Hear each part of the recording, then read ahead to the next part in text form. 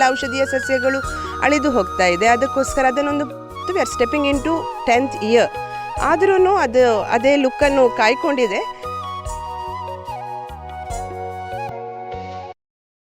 ಮಂಗಳೂರಿನ ಕಣ್ಣೂರು ಬಳಿ ನದಿ ತೀರದಲ್ಲಿ ಒಂದು ಅಪರೂಪದ ಬಿದಿರಿನ ಮನೆ ವಿಶೇಷವಾಗಿ ಗಮನ ಸೆಳೆಯುತ್ತಿದೆ.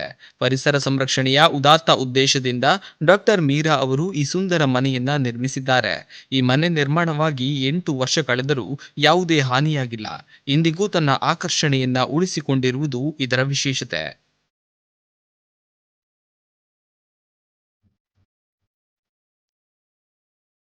ನಾನು ಡಾಕ್ಟರ್ ಮೀರಾ ಅಂತ. ಸುಮಾರು 25 ವರ್ಷದಿಂದ ಆಯುರ್ವೇದ ಫೀಲ್ಡಲ್ಲಿ ಮಂಗಳೂರಲ್ಲೇ ಪ್ರಾಕ್ಟೀಸ್ ಮಾಡ್ತಾ ಇರೋದು. ನಂದು ಆಯುರ್ವೇದ ಫೀಲ್ಡ್ ಆದದ್ರಿಂದ ನಮ್ಮದು ನೋಡಿ, ಆಯುರ್ವೇದ ಹೇಳಿದರೆ ನಾವು ನೇಚರಿಗೆ ಹತ್ತಿರವೇ ಯಾವತ್ತೂ ಇರುವುದಲ್ವಾ. ಸೊ ನಾನು ಆ್ಯಕ್ಚುಲಿ ಏನಂದರೆ ಆಯುರ್ವೇದ ಆಸ್ಪತ್ರೆ ನಮ್ಮದು ಮಂಗಳೂರು ಲೋಬೋ ಲೈನಲ್ಲಿ ಮಾಡುವಾಗ ತುಂಬ ಮರ ಕಟ್ ಮಾಡಿದ್ವಿ.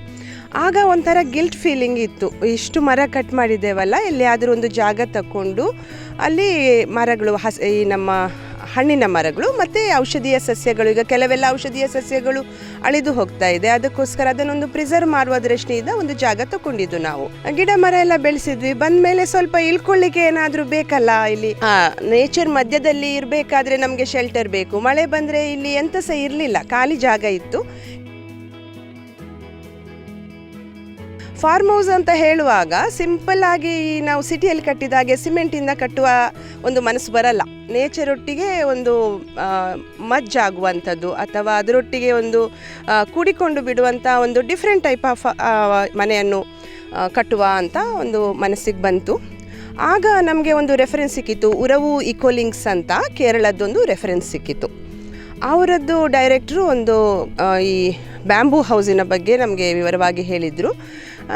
ಈಗ ಕೇರಳದಲ್ಲಿ ಬರ್ತಾ ಇದ್ದಾದರೆ ಮನೆ ಮಂಗಳೂರಲ್ಲಿ ಸಹ ಬರ್ಬೋದು, ಯಾಕೆಂದರೆ ಕೇರಳ ಮತ್ತು ಮಂಗಳೂರಿದ್ದು ವಾತಾವರಣ, ಹವಾಮಾನ ಎಲ್ಲ ಆಲ್ಮೋಸ್ಟ್ ಒಂದೇ ಇದೆ. ಸೊ ಆ ಯೋಚನೆಯಲ್ಲಿ ನಾವು ಅಲ್ಲಿ ಅವರೊಂದು ಕೊಟ್ಟ ರೆಫರೆನ್ಸ್ ಪ್ರಕಾರ ನಾವು ಕೇರಳದವರನ್ನು ಅಪ್ರೋಚ್ ಮಾಡಿದ್ವಿ. ಅವರು ಬಂದು ಈ ಬ್ಯಾಂಬೂಯಿಂದ ತಯಾರಿಸಿದ ಮನೆಯನ್ನು ಇಲ್ಲಿ ಕಟ್ಟಿಕೊಟ್ರು. ಆಲ್ಮೋಸ್ಟ್ 2016ನಲ್ಲಿ ಸ್ಟಾರ್ಟ್ ಮಾಡಿದ್ದು. ಅಂದರೆ ಬೇರೆ ಬೇರೆ ಲೆವೆಲಲ್ಲಿ ಇದು ಕೆಲಸ ನಡೀತದೆ, ಅಲ್ಲಿಯ ವರ್ಕರ್ಸೇ ಬರ್ತಾರೆ. ಭೂಮಿಯಿಂದ ಮೇಲೆ ಇಡಬೇಕು, ಯಾಕೆಂದರೆ ಇದು ಬ್ಯಾಂಬೂಯಿಂದ ಮಾಡಿದ್ದಾದ್ರಿಂದ ನೆಲದಲ್ಲಿ ಡೈರೆಕ್ಟಾಗಿ ಕಟ್ಟಲಿಕ್ಕೆ ಆಗೋದಿಲ್ಲ, ರೇಸ್ ಮಾಡಿ ಕಟ್ಟಬೇಕಾಗ್ತದೆ. ಅದಕ್ಕೋಸ್ಕರ ಪಿಲ್ಲರ್ಗಳನ್ನು ಮಾಡಿ ರೇಸ್ ಮಾಡುವಂಥದ್ದು.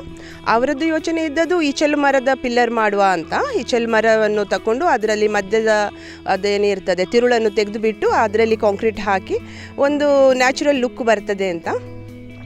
ಆದರೆ ಇಲ್ಲಿ ತುಂಬ ವಾಟರ್ ಲಾಕ್ಡ್ ಏರಿಯಾ, ಸೊ ಮತ್ತು ಈಚಲು ಮರ ಕಟ್ ಮಾಡಬೇಕಲ್ಲ ಅಂತ ಯೋಚನೆಯಲ್ಲಿ ನಾವು ಕಾಂಕ್ರೀಟ್ ಪಿಲ್ಲರ್ಸನ್ನು, ಅದು ಮಾತ್ರ ನಮ್ಮದರಲ್ಲಿ ಇಡೀ ಮನೆಯಲ್ಲಿ ಮರಳು ಸಿಮೆಂಟ್ ಇರೋದು ಪಿಲ್ಲರಲ್ಲಿ ಮಾತ್ರ, ಬಾಕಿದು ಏರಿಯಾ ಎಲ್ಲ ಬ್ಯಾಂಬೂಯಿಂದಲೇ ಮಾಡಿದ್ದು. ನೆಲಕ್ಕೆ ಒಂದು ವುಡನ್ನು ಯೂಸ್ ಮಾಡಿದ್ದಾರೆ ಅವರು, ಹಳೆ ಕಾಡಿನ ಒಂದು ಮರ, ನೋಡಲಿಕ್ಕೆ ಕಲ್ಲು ಥರ ಇದೆ. ಆಮೇಲೆ ಗೋಡೆಗೆ ಅವರು ಯೂಸ್ ಮಾಡಿರೋದು ಬ್ಯಾಂಬೂ ಪ್ಲಾಯ್ ಅಂತ. ಬ್ಯಾಂಬೂ ಪ್ಲೈ ಅಂದರೆ ಈ ಬ್ಯಾಂಬೂಯಿಂದಲೇ ತಯಾರಿಸಿದಂಥ ಪ್ಲೈವುಡ್ ಥರದ್ದೊಂದು ಅವರದ್ದು ಟೆಕ್ನಾಲಜಿಯಿಂದ ಮಾಡ್ತಾರೆ. ಮತ್ತು ರೂಫಿಂಗಿಗೆ ಸಹ ಆ್ಯಸ್ ನಾವು ದಂಬೆ ಅಂತ ಹೇಳ್ತೇವಲ್ಲ, ದಂಬೆಗೆ ಸಹ ನಾವು ಹೋಲೋ ಬ್ಯಾಂಬೂವನ್ನು ಯೂಸ್ ಮಾಡಿದ್ದಾರೆ. ಮತ್ತು ಒಳಗೆ ಇದಕ್ಕೆ ಎಂತ ಕವರಿಗೆ ರೂಫ್ ಟಾಪಿಂಗಿಗೆ ಅವರು ಯೂಸ್ ಮಾಡಿರೋದು ತೆಂಗಿನ ಮಡ್ಲನ್ನು. ಅದೆಲ್ಲವನ್ನು ಸಹ ಅವರು ಒಂದು ನ್ಯಾಚುರಲ್ ವೇಯಲ್ಲಿ ಪ್ರೊಸೆಸ್ ಮಾಡಿದ್ದಾರೆ. ಆದ್ದರಿಂದ ನನಗೆ ಇಷ್ಟ ಆಗಿರೋದು.